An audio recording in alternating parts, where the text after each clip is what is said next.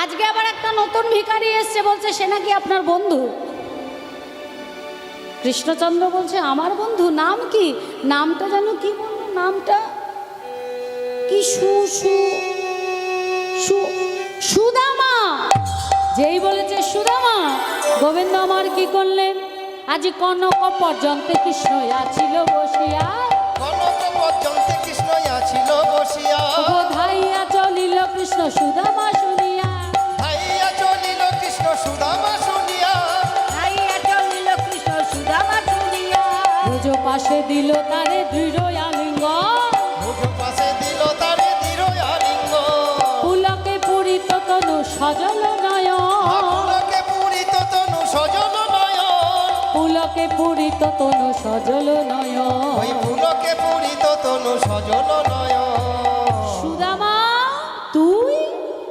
কৃষ্ণ বন্ধু দুজন দুজনকে জড়ায় ধরেছে, আর দাড়ি মনে মনে ভাবছে সর্বনাশ করেছে, এ আমার চাকরি তো যাবে, গরদানটাও যাবে। তা কৃষ্ণচন্দ্র যখন সুদামাকে ভিতরে নিয়ে যাচ্ছে, তখন সুদামাকে দাঁড়িয়ে বলছে যে আপনাকে দেখে আমি বুঝতে পারিনি যে আপনি আমাদের রাজার বন্ধু, আমাদের নামে নালিশ করবেন না, তাহলে আমাদের কাজও যাবে, গরদানও যাবে, সংসার বসে যাবে। সুদামা বললেন তুমি তোমার কাজ করেছো দাঁড়ি, তোমার কোনো চিন্তা নেই। আজকে ভগবান আমার বন্ধুকে ভিতরে নিয়ে যাচ্ছে মা। এখন এমন একটা যুগ পড়েছে, মানুষ যদি মানুষের বাড়িতে আসে কতক্ষণে তাকে দূর দূর করে তাড়াবে সেই চিন্তা ভাবনা মনের মধ্যে হয়। আমরা এখন একা থাকতে শিখেছি, এখন আমরা একা থাকতে ভালোবাসি। আত্মীয় স্বজন বা কেউ যদি বাড়িতে আসে মনে হয় যে বাড়ি বুঝি ভিড় হয়ে গেল, কতক্ষণে বাড়ি থেকে সে যাবে। মানে এখনকার দিনে আতিথেয়তা বলে কিছু নেই, খুব কম জায়গায় সেই আতিথেয়তা এখনও আছে, বেশিরভাগই কিন্তু সেটা নষ্ট হয়ে গেছে, আস্তে আস্তে নষ্টের পথে সেটা চলে যাচ্ছে। কেন না এখন আমরা সবাই একা থাকি। আগেকার দিনে আতিথেয়তা ছিল কেন? একান্নবর্তী পরিবার ছিল, কিন্তু এখন বলুন তো, এখন কিন্তু আমরা সবাই একা। খুব কম জায়গায় আমরা একান্নবর্তী পরিবার দেখি। যেমন এখানে আমার খুব ভালো লাগলো, এই বাড়ির বড়দা, বড় বৌদি, তারপরে মেজ বৌদি না ছোট বৌদি, তারাও এসছিল। তার মানে একসাথেই হয়তো সবাই থাকে। তাই একসাথে মিলেমিশে থাকার যে আনন্দ, সেই আনন্দ কখনো একা থাকাতে পাওয়া যায় না, তাই না? তা আজকে ভগবান আমার নিজে তার বন্ধুকে কিভাবে আতিথেয়তা করছে দেখুন। প্রাণ গোবিন্দই আমার নিজে উত্তরীয় দিয়ে পথ ঝাড়ু দিতে দিতে তার বন্ধুকে ভিতরে নিয়ে যাচ্ছে, আর দাসীরা দুই পাশ থেকে গোলাপের পাপড়ি পরিশন করছে। প্রাণ গোবিন্দ আমার সুদামাকে নিয়ে এসে সোনার সিংহাসনে বসালেন। দাস দাসীদের বললেন সুবাসিত বাড়ি নিয়ে আসতে। সোনার থালায় চরণ রেখে সুবাসিত বাড়ি দিয়ে চরণ ধৌত করলেন। আর রূপকিনী সত্যভামা তারা সুদামাকে বাতাস করছে, হ্যাঁ, চরণ ধৌত করছে। আর প্রাণ গোবিন্দই আমার বলছে কি, জ্বালা জুড়ালো জুড়ালো, জ্বালা জুড়ালো জুড়ালো। ভগবান আজকে ভক্তের চরণ ধৌত করে সেই চরণামৃত মুখে দিয়েছে মা। দেখুন আমরা ভগবানের চরণ ধৌত করে চরণামৃত পান করি, আর আজকে ভগবান মনে মনে ভাবছে আর কখনো হয় কি না হয়। তাই সুদামার চরণ ধৌত করে সেই চরণামৃত নিয়ে মুখে দিয়ে বলছে, জ্বালা জুড়ালো জুড়ালো, জ্বালা জুড়ালো জুড়ালো। বহুদিনে ত্রিতাপ জ্বালা জুড়ালো জুড়ালো। আমার বহুদিনের ত্রিতাপে জ্বালা, সুদামার চরণ ধৌত জল পান করে বহুদিনের ত্রিতাপ জ্বালা, ধৌত জল পান করে বহুদিনের ত্রিতাপ জ্বালা,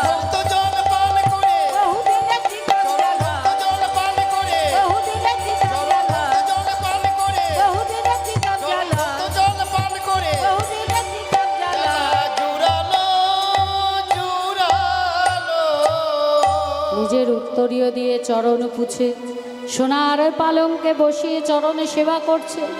হঠাৎ সুদামা দেখলো যে কৃষ্ণের চরণে একটা কাঁটা ফুটে আছে। বলছে, হ্যাঁ রে কানাই, তোর রাজমহলে তো কোথাও কাঁটা নেই, এতটুকু ময়লা নেই, তোর চরণে কাঁটা এলো কোথা থেকে? রূপকিনী সত্যভামা বলছে, আমরাও জিজ্ঞেস করেছিলাম। তখন স্বামী বললেন, আমার এক বন্ধু আসছে, পথে তার চরণে কাঁটা ফুটেছে, আর সেই কাঁটাটাই তোমরা দেখতে পাচ্ছ। সুদামা বললেন, কানাই রে, জঙ্গলের পথ দিয়ে আস্তে আস্তে চরণের তলায় একটা কাঁটা ফুটেছিল বটে, কিন্তু আমি তো ব্যথাই অনুভব করি নাই। আসলে তুই আমার ব্যথাটাকে হরণ করে নিয়েছিলি। কানাই বলে উঠল, তোর মনে নেই গুরু আশ্রমে থাকতে যেদিন আমরা কাঠ কাটতে গেছিলাম, ঝড় জলে গাছের ডাল ভেঙে পড়ছে, শিলাবৃষ্টি হচ্ছে, তুই বুক দিয়ে আমায় আঁকলে রেখেছিলিস, এতটুকু ক্ষত আঁচড় পর্যন্ত দিসনি, আর আমি তোর জন্য এইটুকু করতে পারবো না? এক কথায়, দু কথায়, তিন কথায়, নানা কথা হতে হতে এইবার কৃষ্ণচন্দ্র আমার বলে উঠল, হ্যাঁ রে কানাই, বলি গুরু আশ্রমের কথা মনে আছে? বল দেখি আমাদের প্রথম গুরুকে। বলে, কানাই রে, আমাদের প্রথম গুরু আমাদের পিতা মাতা, যারা আমাদের জন্ম দিয়েছেন, যারা আমাদের প্রথম সংস্কার, প্রথম শিক্ষা দেন, সেই পিতামাতা হলেন আমাদের প্রথম গুরু। দ্বিতীয় গুরু দীক্ষা গুরু আর শিক্ষা গুরু, আর তৃতীয় গুরু অন্তর্যামী রূপে ভগবান, যিনি সবার হৃদয় মাঝে বিরাজ করেন। বাবা বাবা, বলি এতদিন বাদে এলি, আমার জন্য সঙ্গে করে কিছু নিয়ে আসিসনি? সুদামা মনে মনে ভাবছে, কানাই এত বড় রাজা, এই চার মুষ্টি চিড়ে কানাইকে কি দেবো? তাই হাতের তলায় লুকিয়ে রেখে বলছে, আমি হলাম গরিব ভিখারি ব্রাহ্মণ, আমার দিন আনা দিন খাওয়া, কেউ ভিক্ষা দিলে জোটে, না হলে জোটে না, আমি আর কি আনবো? দেখুন, সহজ সরল বিপ্র আর চতুর হলেন আমার গোবিন্দ। বলছে, বেশ, তোকে আমাকে কিছু দিতে হবে না, আয় দেখি ভাই, কতদিন তোকে আলিঙ্গন করিনি।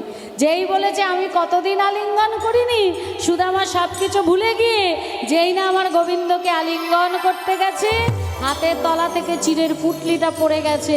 তাড়াতাড়ি করে চিড়েটা তুলে বলছে, এই তো সুদামা, তুই আমার জন্য চিড়ে এনেছিস। যবে থেকে রাজা হয়েছি, ওই মিষ্টি সেবা করতে করতে, মিষ্টি সেবা করতে করতে মুখটা একদম নষ্ট হয়ে গেছে। ওমা, তুই আমার জন্য চিড়ে এনেছিস, আবার ভিজিয়ে এনেছিস, যাতে আমার অসুবিধা না হয়। সুদামা বলছে, কানাই রে,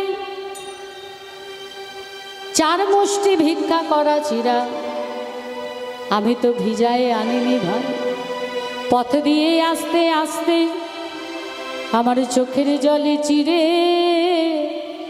ভিজে গিয়েছে। আমার চোখের জলে চিড়ে ভিজে গিয়েছে,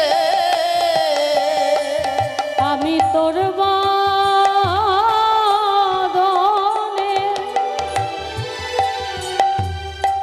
কেমন দেব রে,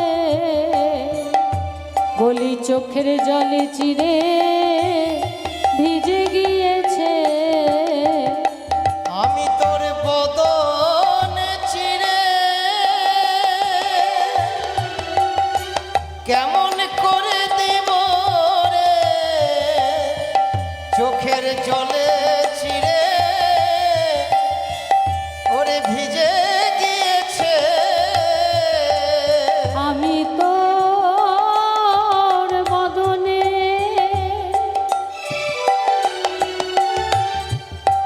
কেমন করে দেব রে, চোখের জলে চিড়ে ভিজে গিয়েছে।